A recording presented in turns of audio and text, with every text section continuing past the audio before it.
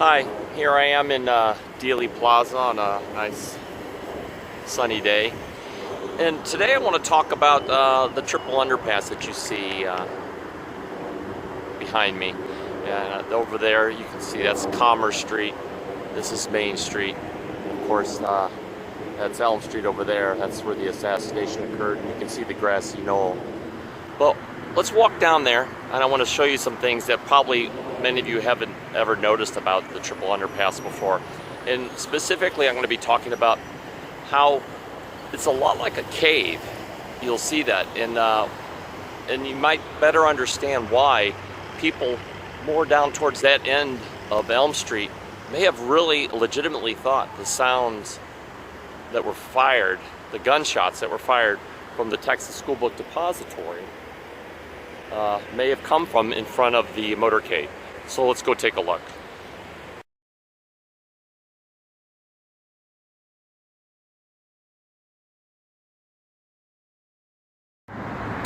Okay, here we are down just a little bit closer to the pass, and I'm in the median area between Main Street here and Elm Street there, and you can see the Texas School Book Depository up there. So the presidential motorcade, after the shooting occurred, had raced right through here and went right through there. But I want you to look over there at that right there. A lot of people never notice that, and there's one of those on both sides of the overpass. I'm going to show you what that is.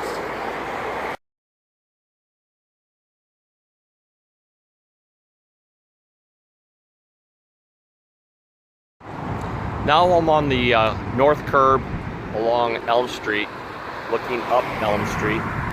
But now I'm going to walk towards this opening that I showed you before. You can see the Elm Street entrance, but look at this cave. I mean, this is a cave. Look at that. That's where the cars go. This is just like a walkway cave. And again, like I said, there's one on the opposite side also. It's very symmetrical. Let's walk through this cave.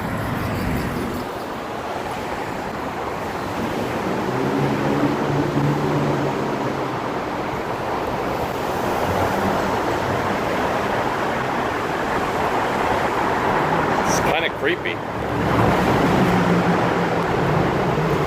I wouldn't be surprised if bats didn't hang out in here.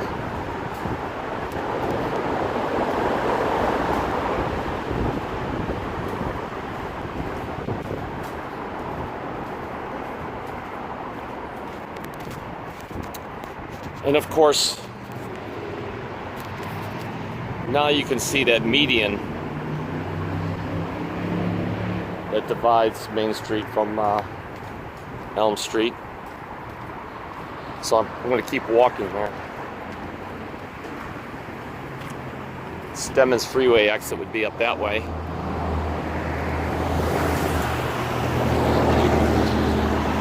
Again, now I'm past. I'm on the west side of the overpass. A lot of traffic here, going pretty fast.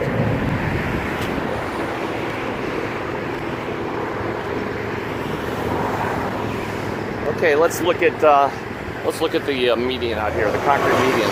It's not much of one, but the presidential motorcade certainly isn't going to hop over a 6-inch median.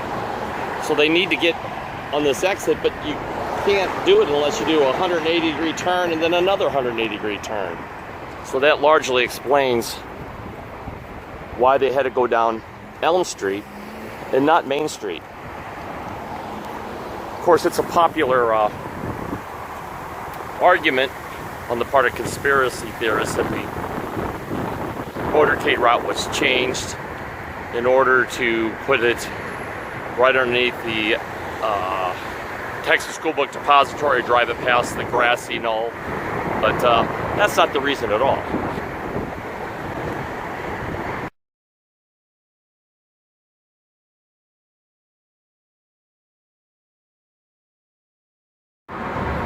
Just for fun, I thought I would position myself in the location where James Tague was situated. If you recall, he was the pedestrian who had stopped his car when all the traffic was stopped as the motorcade went through Dealey Plaza, got out of his car to watch. And here's where I am. I'm right by the overpass, right by it. He had parked his car almost inside there and got out and stood right where I'm standing right now and watched the motorcade come down Elm Street. Okay, let's look at it here. Let's line it up. I'm going to look straight towards the 6th floor window, and that's the view James Tague had. Can you see the 6th floor window there?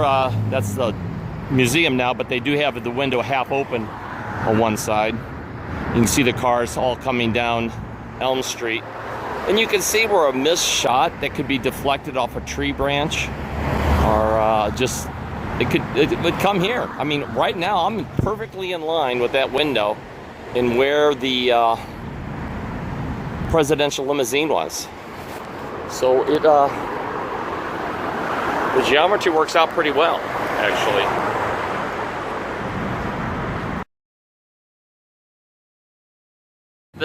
I thought this might give some perspective. This area here is behind the Texas School Book Depository. That's it over there. And this is the parking lot where all the employees of the depository parked when they came to work. This is pretty much the parking spot. Did a little research on that, where Buell Wesley Frazier parked the morning of the assassination when he brought Lee Harvey Oswald and himself to work that day. And oh, by the way, this is where Lee Bowers was. He's up there. Off the distance, you can see the grassy knoll area, so you can see where you have a pretty good view of that. So basically, they just walked this distance here.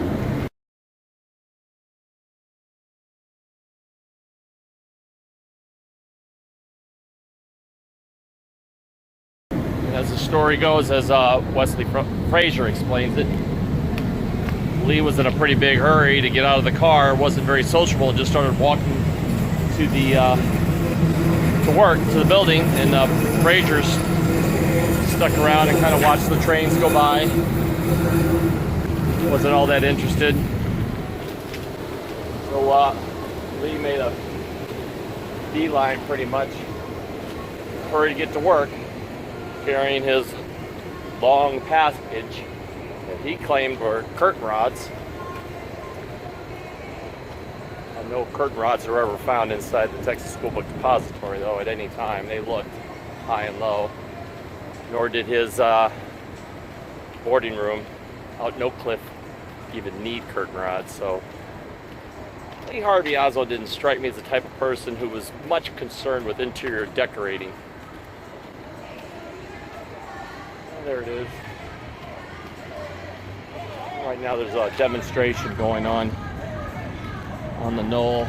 Some people come out here with a lot of different causes. Yesterday there were some PETA group about the treatment of dogs. Today it's a Muslim group protesting genocide in some country I've never heard of that starts with an R. So that's it for today.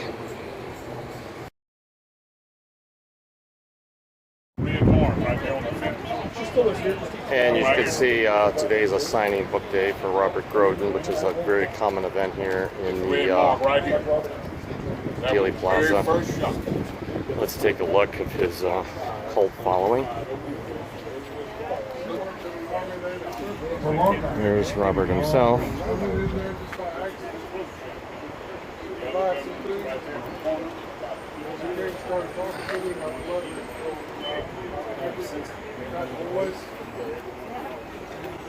See, I live and work in Ukraine. I speak Russian and Ukrainian fluently.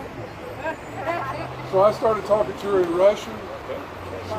She walked away and I didn't see her.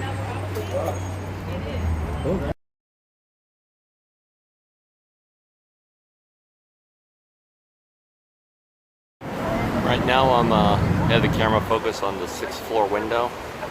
I'm on the curb on Elm Street, right next to the street. And I'm walking towards the window, still focused on it. This traffic light post was there in 1963. You guys want to find like a bakery?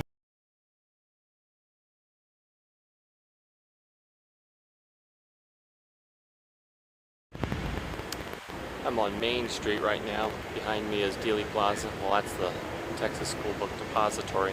I'm going to walk down Main Street here, and I'm going to go to the what used to be the Western Union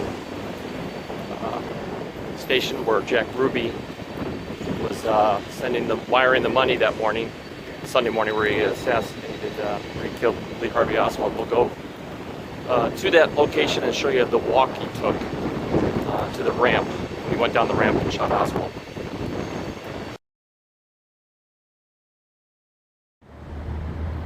Okay, here I am. I'm at the corner of Main and Pearl in Dallas. It's Dealey Plaza. He's quite a few blocks down that way, maybe 10 or so. But here we are. This is 2036 Main. Right now it's a criminal defense attorney's office. That's pretty funny. But that was the Western Union building.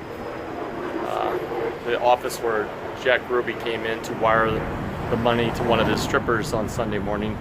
And he walked down this way, where all the action was. He walked down the ramp to shoot Oswald, the first live TV murder in history. So if you knew anything about Ruby, you would know that he couldn't resist the crowd that obviously had to be down here. So we're taking the same path he took. He wired the money. He parked his car right over there, across the street with his dogs in it. Very favorite pets of his. So here's Ruby walking down this way.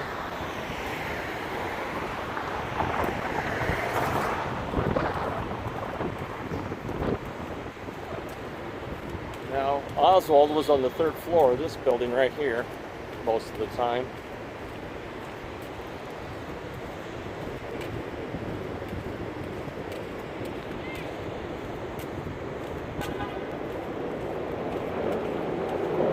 We're almost there. There's the ramp up ahead.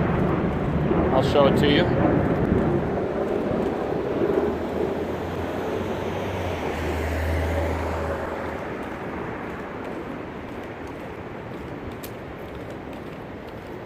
They got it closed off now, of course. It probably stays closed most of the time. You won't be able to get the appreciation about how the ramp goes down.